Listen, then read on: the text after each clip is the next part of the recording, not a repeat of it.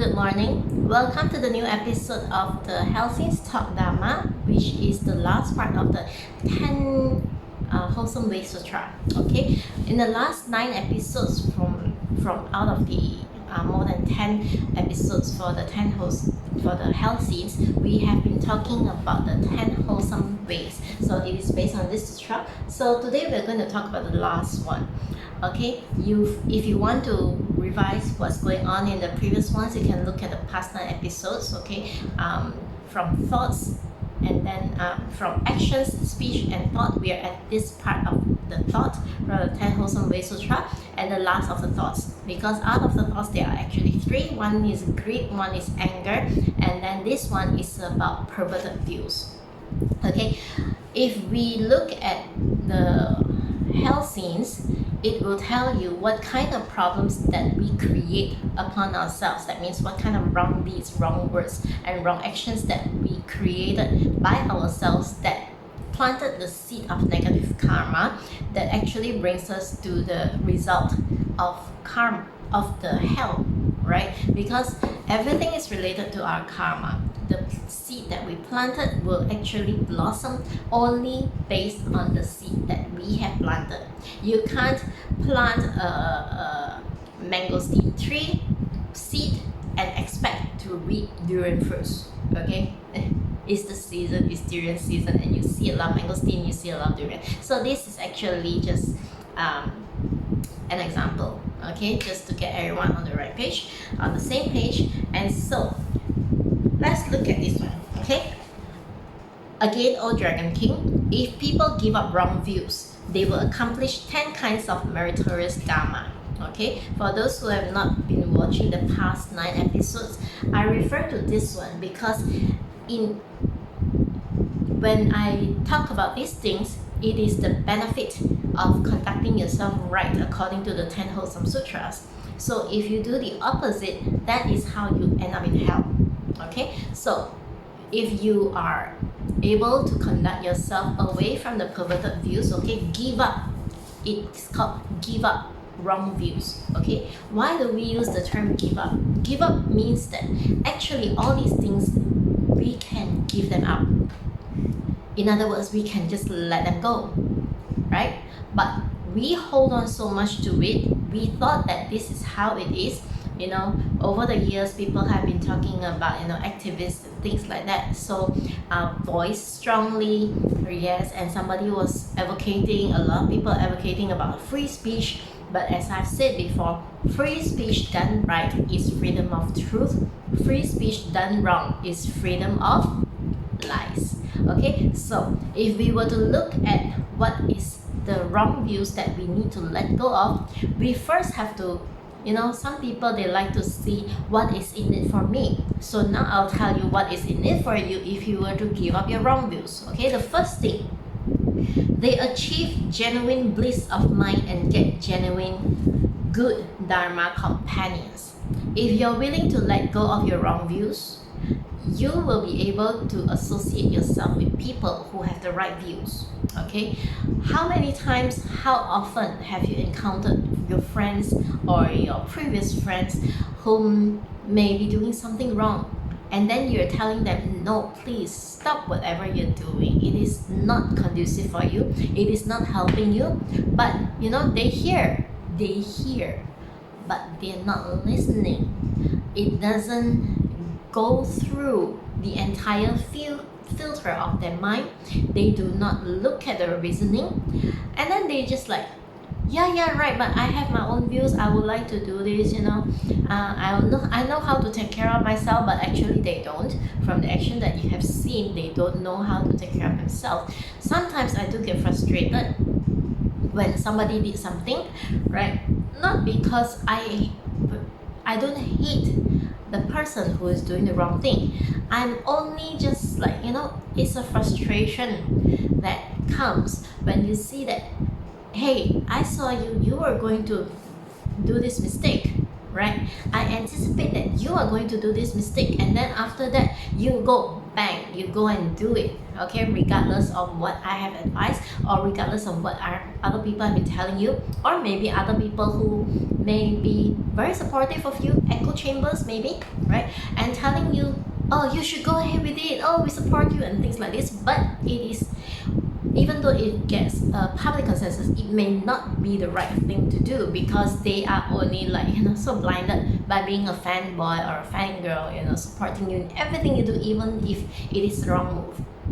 So as a friend, a real friend will tell you exactly, seeing it very objectively, I know that you're going to do something stupid, but before you're going to do it, I'm going to tell you to stop doing it, so that you don't get yourself into trouble, right? But you can still go ahead and do it, right? But the consequence is that something that is not just superficially what you see, okay, the kind of fallbacks, the kind of problems that you get.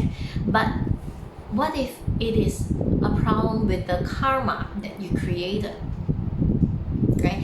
If you listen to those who are only mundane, then you will think that consequences is only superficial, as in this material world. But what if it is somebody who is able to tell you, please don't do that, I can't reveal to you the karmic consequences of it, but there will be karmic consequences, something very, very negative to your life that's going to happen, but you ignore, okay? So after you have done the act, for me personally, if I foresee this and I care enough to tell, I get frustrated, not because you did the wrong thing, but I get frustrated because, most importantly, you don't know how to take care of yourself.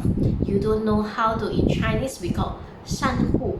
Shan is charity, is goodness, it is nice, greatness. Who is protect. You don't know how to protect yourself well. If you don't know how to protect yourself well, how are you going to protect other people? How do you protect your family, your children, those around you who depended on your companies to earn a living, and then for them to take care of their family, their needs, right? You can't do that. You can't protect yourself. How are you going to protect others, right? Because basically you can't even understand what is right and what is wrong. Okay, so my frustration is that, right? But eventually, okay, since the deed has been done, then you have no choice. Okay, probably the karmic gap has become widened. Okay, you have to understand about karmic gaps, right? It is something that is probably in modern terms is the law of attraction. Okay, so when it is about the law of attraction, you're talking about people who have the likeness of mind get together. Okay, people who think this way get together, people who think this way automatically get together. It's like a magnetic force that binds them together.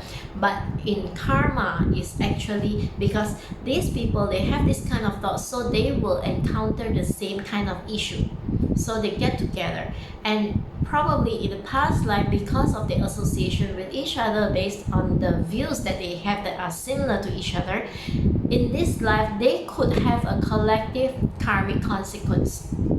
Okay, one that they come together, they have the same mind, they have the same thought, they actually commit the same karmic crime or karmic goodness. Okay, anything that can actually bring them into a collective kind of a situation. Like for example, if your past karma is actually good with each other, you're supportive of each other, then when you get together, you will be able to collectively come together, and the things that you do may bring prosperity, especially if your past karma is actually resonating with something about charity, right? You get rich together, and then together you actually doing something great for the community, right? Let me share with you the story about Saka King. Okay, Saka is the king of heavens. Alright, so this king of heavens, before he became king of heavens, he was actually human like us, and he was the one who instigated, who got everyone to help with the roadworks. Okay, you know, back then we don't have tractors, we don't have anything like that. So collectively, he got people around him together to pave the roads, to build water fountains for travelers to drink when they walk around, you know, that kind of really doing something that will benefit the entire community. Right? So because he was the one who was advocating for this, when he died, he ascended to heaven. He became the Saka king, the king, okay, because he was the one who did all these things. And those people who were helping him along the way, who also joined the journey of making those nice roads, you know, paving them, smoothing them, and then to build the water fountains, and then to contribute by giving water, having water in the pitchers, and then, you know, for travelers to drink, giving a lot of comfort to travelers. They too ascended to heaven, probably not the same level of heaven, or maybe if they were reborn as humans, they were reborn into comfortable families with prosperity and things like this. So this is actually documented in the Dhamma Sutra. Okay, I didn't make this up, right? So this is actually a kind of an example of what the ancient people who are full of compassion for us, they bring the story down to let us know the benefits of doing good. Okay, so back to this part about genuine bliss of mind and to get genuine good Dharma companions.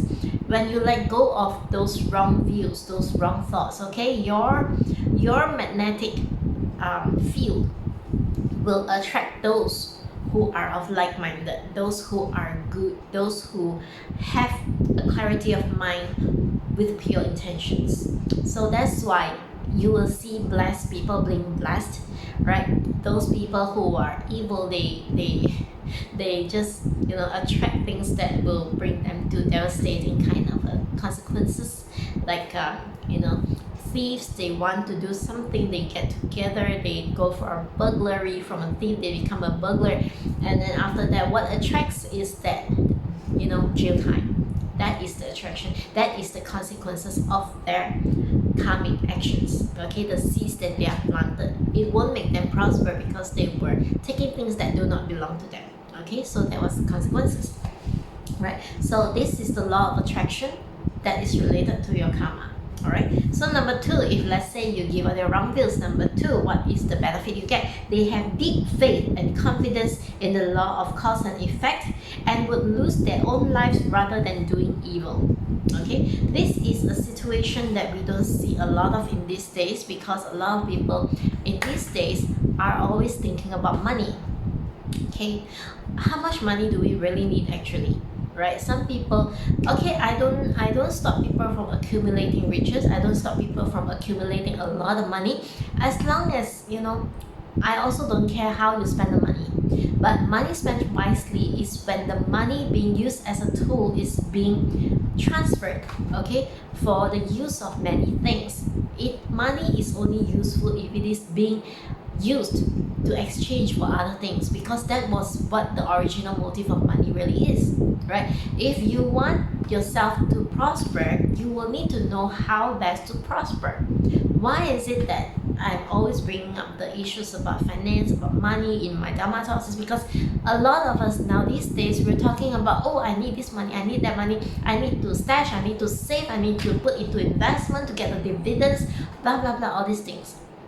Right, many people, after all your stashing and everything, yeah, you feel like a millionaire with so many zeros in your bank account, but ultimately, if you don't use that money, right, what will happen? If you are like me, childless, right, I may actually have a will giving it to my nephews or my nieces, right? But if let's say you don't have anybody, okay, along the way you actually just keep accumulating, but you don't have anybody else that can actually share your wealth, either you give it to charity up when you're dead, or if without a will you don't even think of yourself as being capable of death, right, you accumulate and then you will worry about people trying to kill you, to take your money away, you'll worry about all kinds of, you know, what will happen? What am I supposed to do? Are you trying to steal from me even at an old age? Okay, when you're at an old age, then you will worry about people just coming near you to try to kill you just to get the money. But what if, you know, it's not even being used? You are keeping it there, right there in the bank, and then who is actually the one using it? The bank is using it. The bank is rolling it for their own benefit. And what do you get? You get that little meager piece of dividend, and then you feel so rich, right? I know this sounds absurd. I know this sounds like counter, different from what society taught us. Okay, I won't stop you from. I don't say that you don't need money at all, but I want you to make good use of the money. Okay, to help others. After you have fulfilled your own needs, your family needs, please help other people. Okay, but back to this second benefits of right views. Okay, when you have the right view, you will not do things that are evil just to get what you desire. You would rather not get something. Okay, like for example, a lot of people these days, they may be thinking about you know, pornography, right? Or maybe, you know, just some conspiracy theories. Okay, or maybe like the reason why I left a certain platform, right? So I see a lot of people, right, regardless of what the karmic consequences are, their motive, their whole focus is only on the now, right?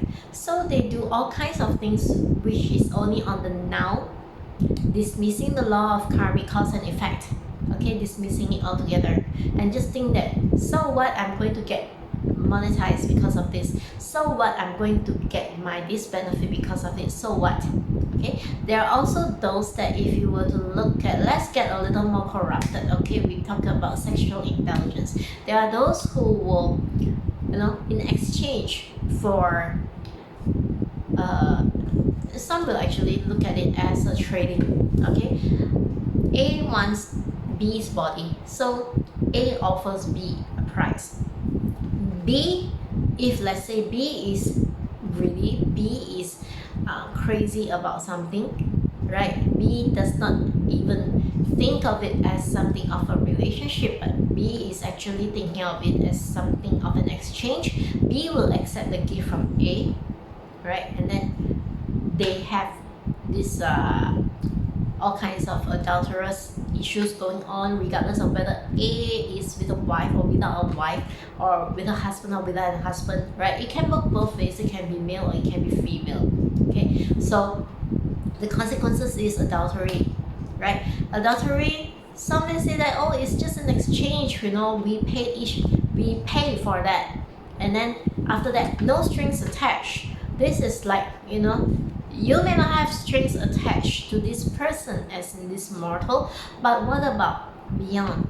Have you ever thought the consequences of adultery is actually that place in hell that is either the burning iron rod, okay, where you will need to hug that iron rod that is burning, scorching your body, you know, like even if you just get a burn on your finger, now you already feel, so painful, right? But imagine you are being tied to it, you have to hug the iron rod, and that iron rod is actually burning and you can't get out of it. Okay, this is one of it. The other one, for females, you actually lie on the iron plate, right? Like your flipping barbecue kind of flip burgers kind of stove, right? Except that the stove actually has a time when the gas is turned off, but this plate is burning all the time, and you are flipping there like burgers. You just lie there, you can't get up. There are underworld guards that will make sure that you don't flip or you don't get out of that plate. Okay, so this is the consequences because of your mortal thought of fleeting pleasures, just wanting to have that kind of experience, the adulterous kind of experience. After death, you are being transported to this hell to serve. right? If you just, you think that there is no afterlife, well, go ahead, I will meet you there, and then I may not be so unkind as to say there, told you so, serves you right, okay? But I will just probably just tell you, see, I told you so, why didn't you listen? Why were you so stupid, right? No, I'm not even like that, okay? So, okay, this is the if you give up your wrong thoughts, right, you will automatically be able to understand. You know that everything has an effect. When there is a cause, there will definitely be an effect, and the effect can become a cause that will become another effect. Okay, so you will rather lose your life, you will rather lose things than to accept things that are not lawful, not right in terms of karma. Okay, that is noble, that is wisdom. Okay, it is not stupid, it is wise. Only the wise can see past all these things and to know that this action is wise. All right. Number 3, they take refuges only in the Buddha and not in devas or any others, right? Why do we take refuge in Buddha? Okay, ourselves, our highest self, our pure self, we are also the Buddha. Okay, but we are now in this life, we are deluded Buddhas. Okay, we are silly Buddhas. We are, we just get ourselves into a lot of things. That's why we could not see the truth. We are always searching for the truth, but because we don't peel off our mortal knowledge, we are not able to see the truth, right? So we are something like an onion, okay? And all the things that we are taught in this many lifetimes, even in this lifetime alone, right, is like the layers of the onion. When you just let go of wrong views, you start peeling off these layers. Eventually, you peel off to that single bulb. That is the Buddha. That is the Buddha inside of you. Okay, so we pay refuge in the Buddha because the Buddha is the enlightened one, the one that has transcended without a single delusion. Okay, even the bodhisattvas, if let's say you look at the sequences, okay, from this level of bodhisattva, you ascend. Okay, when you go to Pure Land, you automatically get into the 8th level of bodhisattva, and then after that you will see that in the Chinese sutras it'll say that 一品无明, only one more of the ignorance that this Buddha has to peel off, this bodhisattva have to peel off to become a Buddha. Okay, just 一品无明. So somehow our teacher is always the Buddha. If we want to seek for anything, I'm not talking about miracles, I'm not talking about some special supernatural forces or anything. I'm talking about the wisdom to choose the right actions, to choose the right course of action that will help you get out from disasters. Okay, the Buddha is the one who can teach us. Therefore, when I say take refuge in the Buddha, it does not mean that, oh Buddha, please help me, please get somebody to come and just teleport me out to somewhere. No, it's not like this. When I take refuge in the Buddha, I look at the Buddha as the stop. Okay, the one who will stop me from making stupid actions or making stupid decisions. I go back to what the Buddha has taught. Okay, he is not face to face with me like now I'm facing the camera and then talking to you guys, but he is found in the sutras. Okay, in the text, the teaching texts, which are called the sutras. Okay, they are not superstitious, right? They consist of stories of teachings, because Buddhism is not a religion. Buddhism is an education. So that's why I go back to the textbook, I look up, and then I look for the solution, right? It's just like medical. right? When it is medical, you don't go around praying for the miracles, but a good responsible doctor, after he has been faced with a situation with a lot of symptoms, right, he will look for the root cause, and if he couldn't think of what the root cause is, where does he go to? Does he go to God? Does he go to church or anything? No. The first thing that is sensible for him to do is to go back to the medical books, to the texts, to do research, right, on how to get this diagnosis, on what kind of diseases that can actually cause this kind of symptoms, right? So our karmic situations are the symptoms. So what kind of seeds have we planted that cause these symptoms? So how do we get into this seed? How do we know for sure what this seed is? We go back to the Buddha. We take refuge in the Buddha. We look for the teachings. We look for the answers in the teachings, right? Nothing superstitious over here, because Buddhism is not a religion. Buddhism is an education. Okay, so we can worship the bodhisattvas, we can have love for the bodhisattvas, but we go back to the Buddha as the main one that we hold refuge in. Okay, this is how our mindset should be. This is the priority of it. Always go straight to the top, right? Like you guys in the office, if let's say there are a lot of all these managers and supervisors and everything, they're telling you conflicting things. So where do? You go back to your CEO, right? When the CEO and other board members are actually facing some kind of listening to different things, where do you go to? You go back to the chairman of the board, right? This is how you go. If there is a tiff in the family and then you're hearing all kinds of things, what happened in a traditional family? You go back to the patriarchal figure. Okay, that one main figure, either it can be the great grandfather who is still alive and sitting there in this big armchair, ready to tell and instruct what you're supposed to do, or it could also be the great grandmother who was the mother figure guy that will actually decide what happens, what to do with the family, right? So always go back to the force, and who is the better force other than the Buddha, right? So always go to the Buddha. And for me, I go to the Fo Zhong Zi Wang, the Buddha among the Buddhas, which is Amitabha Buddha. Okay, that's why I'm in Pure Land Buddhism. I just look for Amitabha all the time. Okay, when I'm faced with anything at all. Okay, number 4. They own sincere body minds with thorough understanding about the law of cause and effect, so they will have no doubts or uncertainties about anything. Okay, when you are well versed, okay, when you have belief in the very basic, which is karma, okay, you understand the karma, you know that everything is karmic based.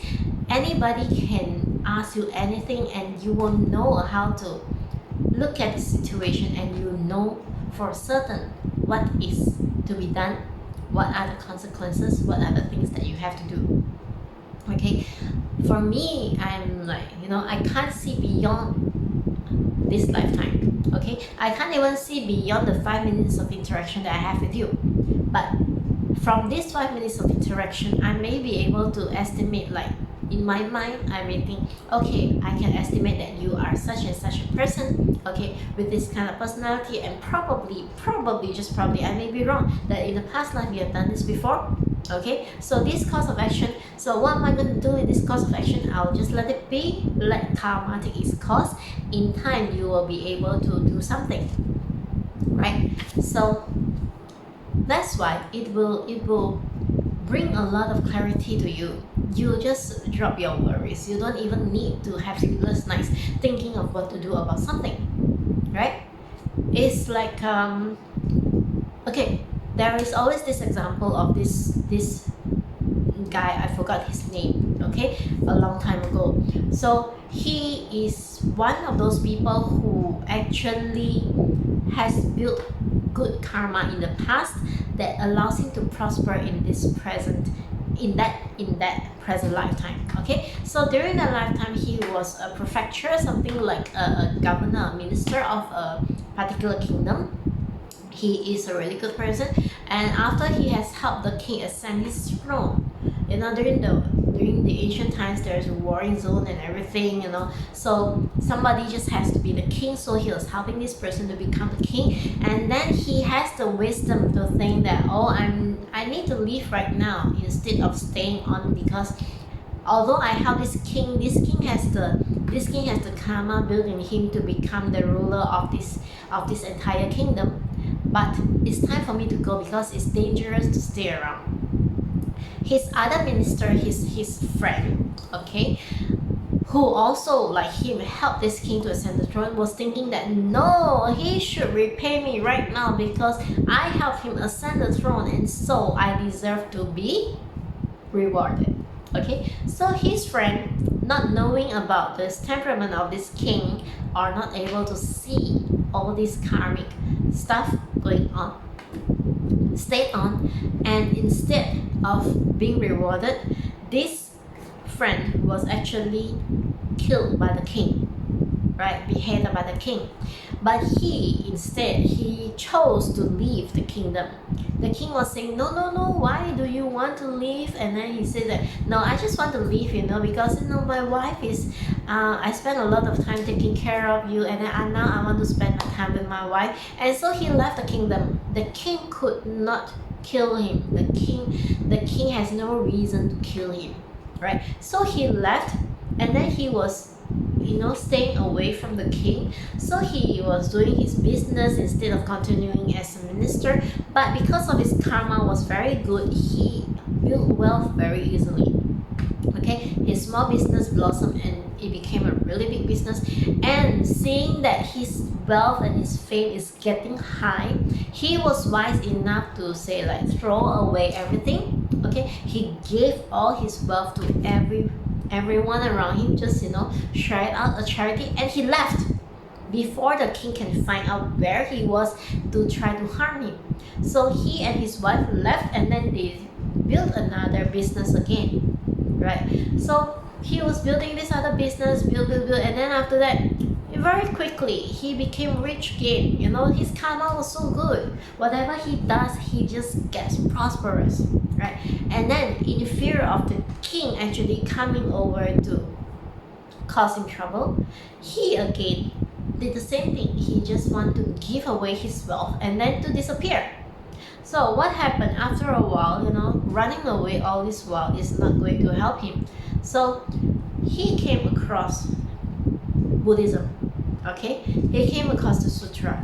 He, with his wisdom and his ability to accumulate excellent karma, even during that time, his karmic condition got right. He was in the right mind, the right situation. He saw all these things, and then the Buddhist sutra for the Pure Land Buddhism, and then he said, giving it away is not the right, exactly the ultimate best way to do this. So what did he do? You guess what he did, right? He take all his money, he went into a boat, row it to the middle of somewhere, and then just dump the entire load of money into the sea. Yes, that's what he did. And he rowed back, okay? He established a business doing straw shoes with his wife. Okay, straw shoes, you don't expect somebody to grow rich because of straw shoes.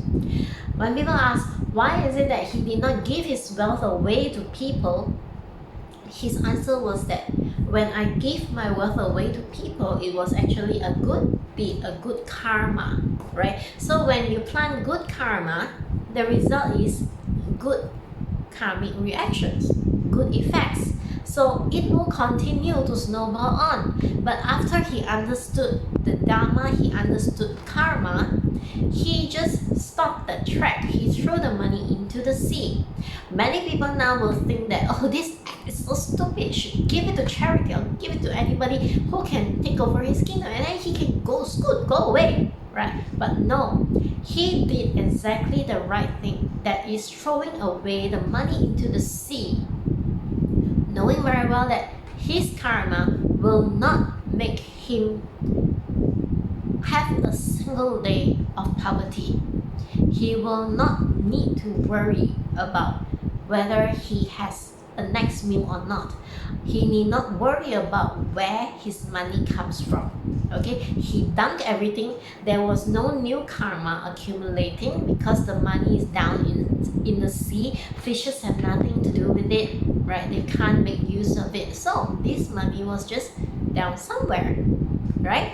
So with the money down somewhere, he was just making straw shoes, and each day he and his wife just happily make straw shoes based on whatever request there is, and lead a long and peaceful life doing this vocation, never a day hungry.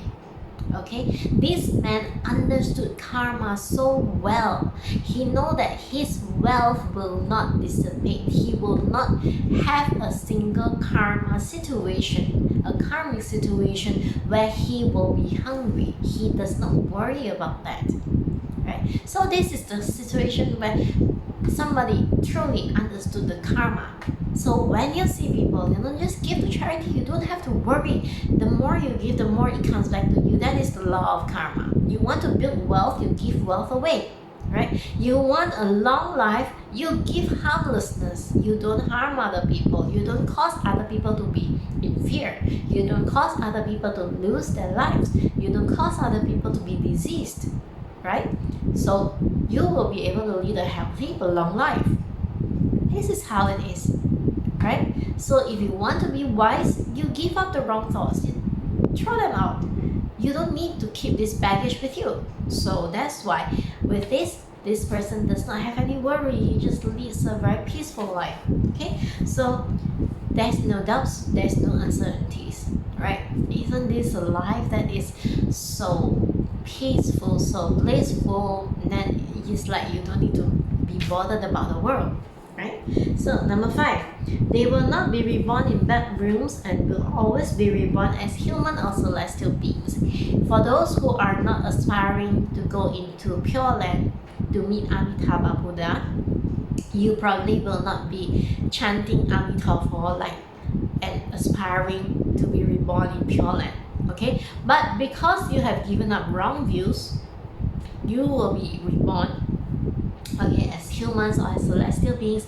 And if your right views are actually accumulating seriously good karma, your right views will bring you to celestial, because it is more like a heavenly worlds are a place for you to burn off the good karma. Okay, you reap the fruits of the good karma. So instead of reaping the fruits of good karma, for me, I don't want to be reborn in any of the realms. I don't want to become a Saka King's wife, or I don't even want to be Saka himself. Okay, so I chant Amitabha. I want to go beyond. I want to stay away from this realm where it's always about birth and death, the cycle that is always related to karma. Okay, I want to go beyond so that I will not be controlled by karma, but instead to be able to, transcend karmic situations, and then to be able to become a Buddha myself. So, but for those who do not aspire to be, you are probably not believing yet about Amitabha or Buddhism. You still have a religion, doing good in your religion. Okay, you understand your biblical teachings or your holy text teachings, right? You can still be reborn as a human or a celestial being. Celestial being in your sense is actually to go to heaven, right? So yeah, you just continue it. But the most important thing is that you let go of the wrong thoughts, okay? The delusional thoughts, the perverted views that people can have. Once you let go of these perverted views, then the things that you're doing are actually the right things. Therefore, you reap the right results. Okay? So next benefit. Number 6, immeasurable fortunes and wisdom will increase enormously from time to time. Okay? Fortunes and wisdom. Alright, my more important thing is about wisdom. Because fortunes, based on the story that I shared earlier about this minister, right? You just keep planting the good seeds will come, and then you can reap abundance from it, right? Wisdom, how do we accumulate wisdom? By sharing the Dhamma, by understanding the Dhamma, by reading the Dhamma Sutra. Okay, how do you read the Dhamma Sutra? A lot of people, because of our society teaching us about STEM, teaching us about intellectual debates, right? You just get an idea and then you start debating with each other, what does this mean and what does that mean? But when you're reading the Dhamma, you technically you don't need to think at all. You don't need to interpret at all. Reading Dhamma books and meditation are actually the same thing. Okay, in meditation, your main aim is to stay focused in the very present moment, right? Similarly, when you're reading the Dhamma books, your main focus is actually on the exact moment that you're reading the particular text. So your mind does not deviate to think about what does it mean? Why does he do that? Okay, like for example, if you were to look at the Infinite Lifetime Sutra, it started with something about the Buddha, he comes down and then after that he dons the robe, then he wash his arms bowl, and then after that he folded things properly, and then he gets seated quietly. Okay, so you just read it as if you are watching the TV. You don't question the motives, you just look at it as is. Because the Dhamma Sutra, it always say, thus have I heard, right? When you say thus have I heard, Venerable Ananda, who told the story to the congregation of the 500 Arahants who compiled the Buddha Sutra, was telling it based on what he saw, what he heard exactly from the Buddha, exactly from the Bodhisattvas that were questioning the Buddha for their understanding of what he has seen during the sermons, okay, during the Dhamma sessions. So, as such, we are only to observe. We read exactly as it is, without our own interpretations. The moment you discard all the interpretations, remember wrong views? Our interpretations are not perfect. They are wrong views because we are not the Buddha. So when we discard of it, we just read it as is. The wisdom will come automatically. You don't need to interpret it. When you do interpretations, you are limited by our own human limited understanding, the mortal understanding. You will not be able to get your wisdom that way. So you discard the wrong thoughts, you read the sutra as is, and then wisdom comes, remember, automatically. Okay? So it will become more. The moment your conducts are right, the moment your thoughts are right, your conduct will be right, your speech will be right, your fortunes will increase, your wisdom increases. Okay, your fortunes, I'm not even talking about just financial wealth, I'm also talking about your health, entire prosperity, your family life, your friends, your work, your business, and everything, they will flourish. You don't even need to think of evil ways or conduct in ways that are shady, right? So you will have this enjoyment automatically.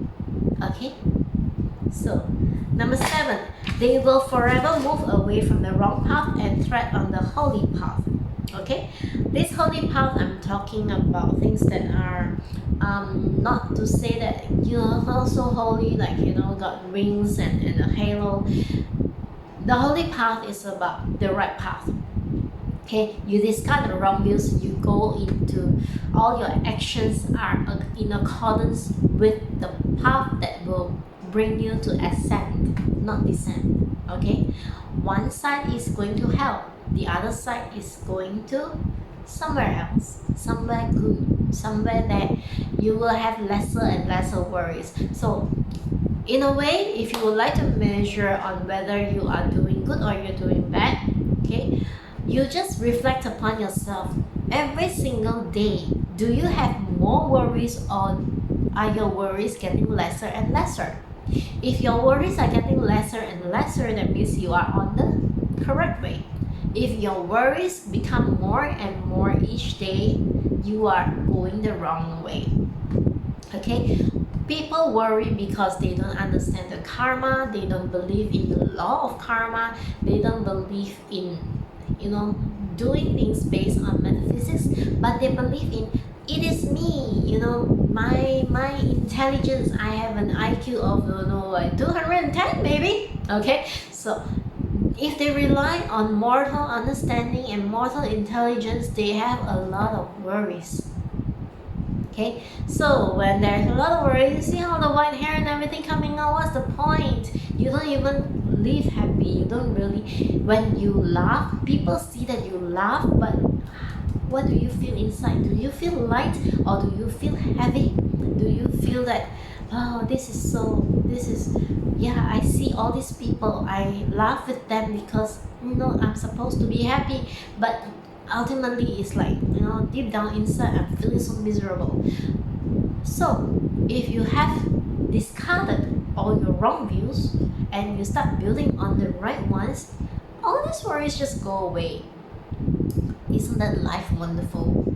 Alright, you don't need to worry, and then you are just living at this very moment, at this very time. Your fortunes and your wisdom just accumulates, and then you just keep going the right path.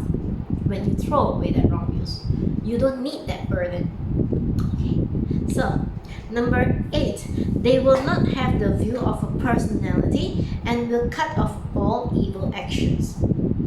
Right, now a lot of people, when you're talking about a personality, right, you're talking about having idols, having mentors who you look up to, and then trying to emulate what they're doing, trying to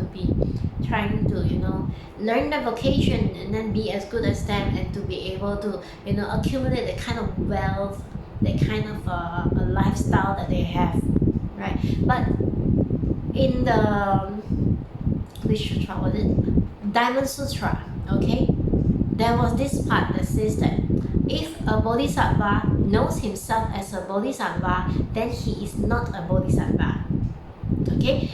If a saint, okay, a Sotapanna knows himself as a Sotapanna and tells people that he's a Sotapanna, then he is actually not a Sotapanna.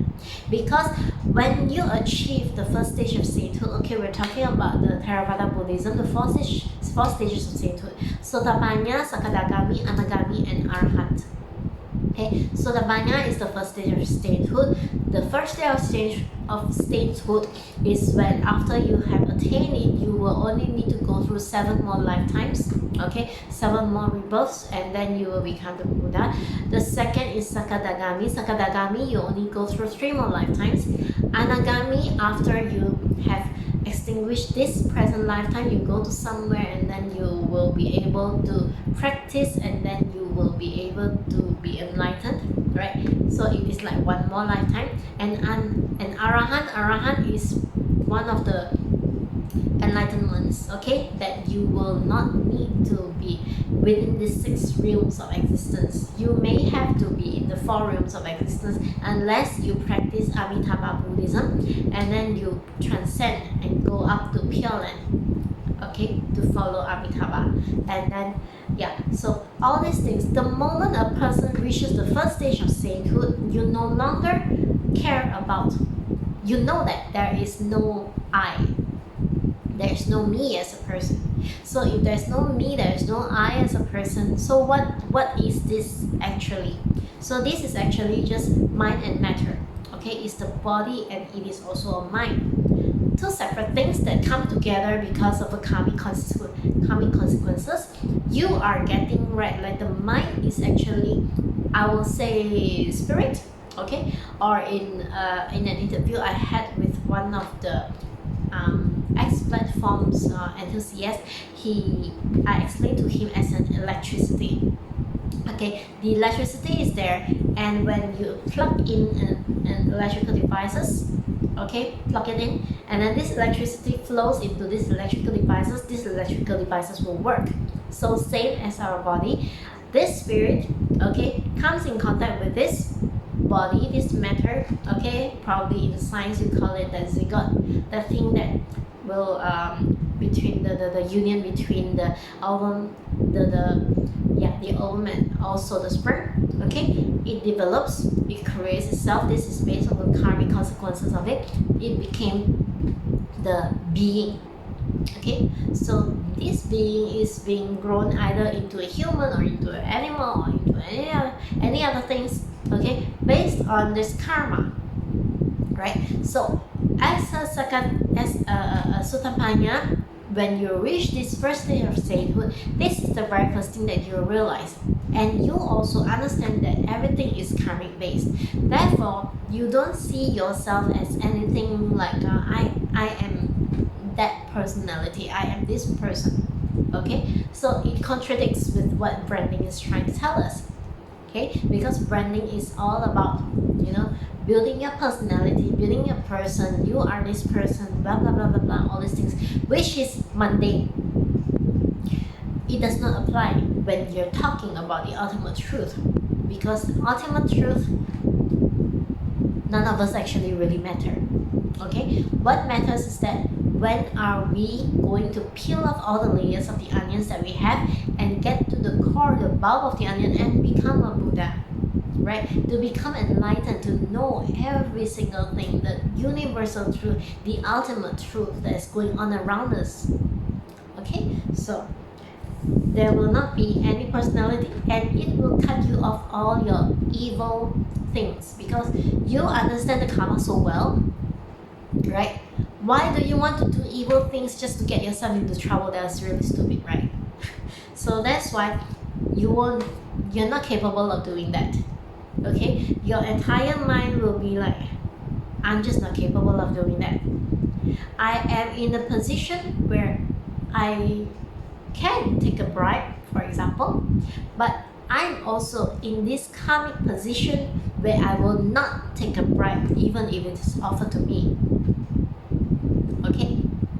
So number 9, they will dwell in an unobstructed understanding. When you discard the wrong thoughts, remember, in the Dhamma Sutra, there is this saying that 凡所有相皆是虚妄. 凡所有相, anything that has a form. So what is form? Form is not just our physical manifestations. Form is like, you know, your bureaucracy, all the things that manifested in this life, or your TV, or your hierarchy at work, right? All that training, the ISO, the whatever, RBA, ILO, whatever you call it, those things that I have to deal with at work, okay? So this, just all these things are human thoughts, okay? Thought by humans, set into rules, because humans are not being humans, okay. Humans do not understand how to become a human, therefore there are rules and there are written stuff about these things. So if you discard all your wrong thoughts, right, you don't need all these things to guide you. You automatically, you know what is right, because everything is going to be right. You will not face any obstruction the moment you throw away the wrong thoughts, because you are incapable of attracting or being attracted to the wrong thoughts, okay. Like for example, if let's say bribery, okay, I'll make it very simple for everyone's understanding, because all of us know what is bribery, okay. So if I have the right thoughts about understanding about greed, about how bribery is wrong, okay, somebody offers me a bribe at a time when I'm in need of money. If I am not guided by karma, I'm not guided by all these teachings, I will accept it in exchange for whatever favor that this person wants me to do for him, right? Because I was in need of money. But if you were to understand the karma, you understand the Dhamma very well, he can offer you the money, but you don't need to accept it.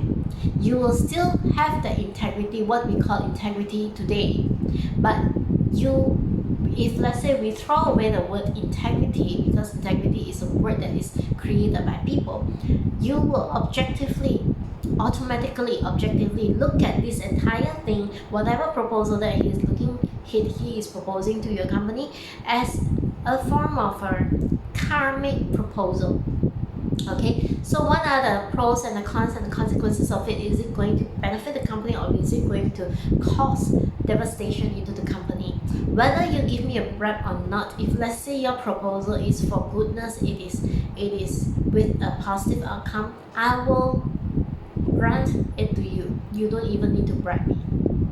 Okay, but if the consequences is such that it will be devastating for the company, you can bribe me anything, but I will still not do it. Alright, not capable of doing it, because there are other proposals that are really beneficial to the company, and I want people to prosper. I want people to be able to have that good, okay, experience the good, instead of my selfish one person greed of taking the bribery and then to cause anguish, to cause pain to other people. Okay, so seeing this objectively and seeing beyond, if let's say this person took the bribe, let's say I take up the bribe and then I allow something that is malicious to happen in the company, what are the consequences? Consequences is I may lose the job, that's the first thing. Consequences is the company might go bankrupt if it's really influential, right? Or consequences, after I am dead, I go to hell for taking bribery. Okay, and after going to hell for taking the bribe, I actually get reborn into a human state again, or as an animal state, and live in poverty just because of that one small act of greed. Is it worth it? Right, to a lot of people who don't believe in the afterlife or in reincarnation, you think that, screw that. No, Angelina is talking nonsense, right? But when it happens to you, it is too late. Okay, so you're incapable of having delusional thoughts. You will be able to understand things very, very clearly, whether it is worldly or it is beyond. Okay, once you have reached that point of understanding what is beyond the metaphysics part of it, okay, mundane things, mortal things are so easy to understand. Okay, you can see the consequences of it without having to go into too deep an analysis. It just comes to you that way. Alright, the last one, they will not fall into any difficult or disastrous situations. This is just very straightforward. If you are not entertaining wrong thoughts, you don't have wrong thoughts, that means you are with right thoughts. Thoughts that are beneficial to everybody. In consequences of it, it is also beneficial to yourself. Therefore, you will not fall into any difficult or disastrous situations. Okay, so these are the 10. If they dedicate their merits and virtues to the unsurpassed, supreme perfect enlightenment, when later they become the Buddhas, they will thoroughly understand all the Buddha Dhammas and master the spiritual powers when educating all beings. So when you become a Buddha, you don't just disappear. Okay, a lot of people, they think that, when you become a Buddha, then you just disappear, like our Gautama Buddha, his body died, okay, his physical being died, but his energy is still on. It's just that it's no longer plugged into this body, so his energy is still on. Therefore, he will still continue to be able to serve other beings whose karma is right, who is receptive of the teachings. So when you throw out, discard wrong thoughts, you will be able to have those that are willing to listen to you. You become a Buddha, right? Speed up that process. Just go to Pure Land and finish your tertiary education with Amitabha Buddha. Okay, so this part ends our explanation about the 10 wholesome ways related to the hell scenes. Okay, so for the next episode, we are going to go back to the hell scenes. We're going through the different levels of hell one by one. Okay, until then, if those of you who are from the sect of Pure Land Buddhism, I wish you a good chanting time. Amitabha. Bye.